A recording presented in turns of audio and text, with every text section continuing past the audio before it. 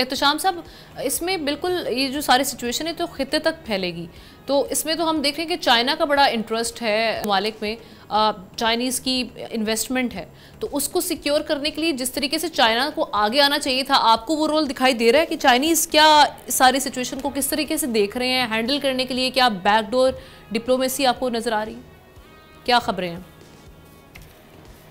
देखिए, मैं ख़बर से आपसे शुरू कर ले तो आमना एक बड़ी खबर आपको मैं प्रोग्राम के शुरू में दे देता हूँ। आपने चाइना का जिक्र किया, दो खबरें मेरे पास है, चाइना का जिक्र कर देते हैं। आपको याद है कुछ अर्सा पहले चाइना ने इनको मुत्तकी साहब को भी, इसहाकडार साहब को बुलाया था, वहाँ पे शेक हैंड हुआ था और वहाँ पे बहुत सारी चीज़ें तय हुई थी और वहाँ पे एश्योरेंसेस दी गई थी बाकायदा मुत्तकी साहब ने कि जी हम अपनी ज़रज़मीन को नहीं इस्तेमाल होने देंगे दहशत गर्दी के लिए। तो बड़ा वाज़ेह तौर पर उनकी तरफ से पैगाम दिया गया था। अब मेरी सलाह ये है कि चाइनीज़ ना सिर्फ नाराज़ हैं बल्कि कुछ गुस्से में भी हैं। एक जो आप बात कर रही हैं कि जी उनकी एक तो उनका आप देखते हैं CPEC 2 जिस तरीके से नुकसान पहुंचाने की कोशिश की जा रही है, फिर अगला मरला सेंट्रल एशिया तक जाने वाला वो पूरी तरह नहीं हो रहा, क्योंकि अफ़गानिस्तान जिस तरीके से प्रॉक्सी बना हुआ है हिंदुस्तान की आजकल, और पहले किसी हद तक अमेरिका का था जब उनको $45 मिलियन मिलते थे, लेकिन ट्रंप ने आके बंद कर दिए। एक तो बात है कि चाइनीज़ जो है ना वो उस तरह डायरेक्टली मीडिएशन में नहीं आना चाहते आमना, वो उनका एक ख्याल है कि जी हमने इनको बिठाया था, हमारी बात उन्होंने नहीं सुनी। अब ये है कि जो दूसरी खबर है आमना वो ये है कि जंग बंद कराने का तो दावा वो भी करते हैं कि जी पाकिस्तान की रिक्वेस्ट पे हुई, लेकिन असल बात मैं आपको बताऊँ, ये बाकायदा तौर पर अपना डिप्लोमेटिकली अफ़गानिस्तान हुकूमत ने फॉरेन ऑफिस से बात की और कहा कि जी जंग बंद कर दें, 48 घंटे के लिए बैठ के बात करते हैं। और इससे पहले कतर और सऊदी अरब को भी उन्होंने इन्वॉल्व किया था, उन्होंने कहा था कि जी आप कुछ करें। और अब इस वक्त सऊदी अरब जो है कहा जा रहा है कि वो एक रोल प्ले करने के मूड में है, क्योंकि वो भी नहीं चाहता कि अब गज़ा के बाद इतना बड़ा मिडल ईस्ट में एक मामला ठीक हुआ और एक नया मुसलमानों के दरमियान महाज खुल जाए। अब सूरत हाल आमना ये है, जो दूसरी खबर है वो ये है कि पाकिस्तान की हुकूमत ने फ़ैसला किया है। एक तो ये है कि जी no facilitation at all, no appeasement policy अब नहीं होगी, और दूसरा है कि जब बातचीत होगी वो कह रहे हैं कि अगर ये कंस्ट्रक्टिव और मीनिंगफुल बात नहीं होती, इसमें दो हमारी शर्तें हैं हमना।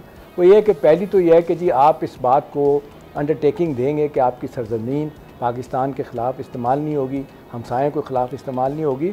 और उनको याद कराया जा रहा है कि आपके पहले स्पोक पर्सन जो थे सुहेल शाहीन साहब, उन्होंने बाकायदा तौर पर आज भी रिकॉर्ड पे हैं कि जी दोहा अकॉर्ड के बाद सवाल ही नहीं पैदा होता अफ़गानिस्तान जो है ना अपनी सरजमीन की किसी को इजाज़त देगा इस्तेमाल करे कि दहशत गर्दी के लिए। अब वो कहा जा रहा है कि जी आप ये काम कर रहे हैं, अब आप मुकर रहे हैं, ये क्या बात।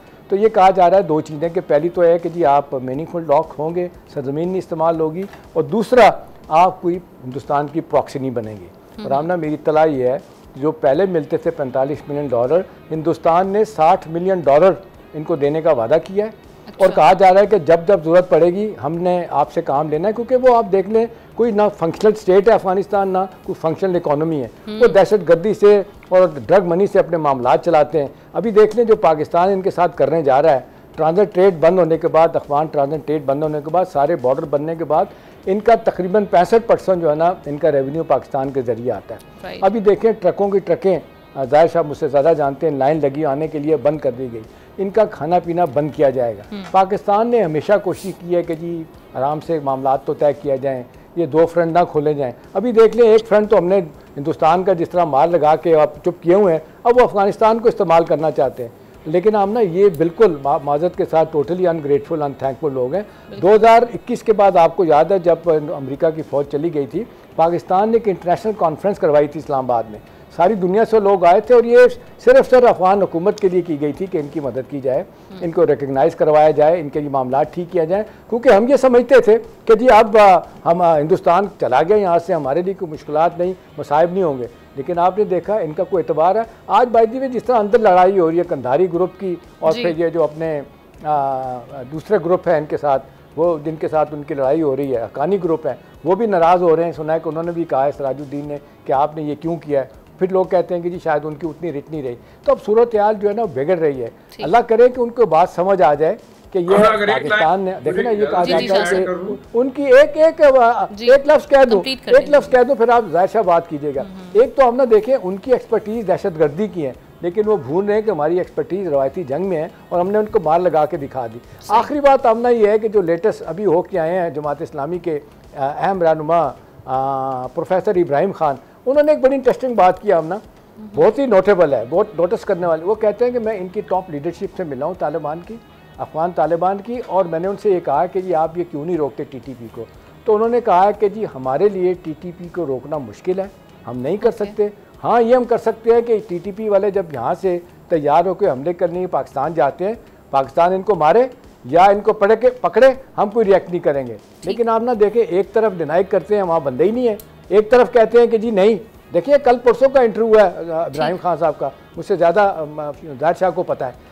मतलब वो ही अगर बंदा कह रहा है तो ये कहाँ का झूठ बोलेंगे। और अमेरिका के अगर अब हिंदुस्तान की आमना अगर प्रॉक्सी बनने जा रहे हैं तो मेरा ख्याल है पाकिस्तान कतई तौर पे बर्दाश्त नहीं करेगा। इस मसले में अमेरिका भी हमारे साथ खड़ा है। जी बिल्कुल ठीक। सब्सक्राइब करें और बेल दबाएं ताकि कोई खबर रह न जाए।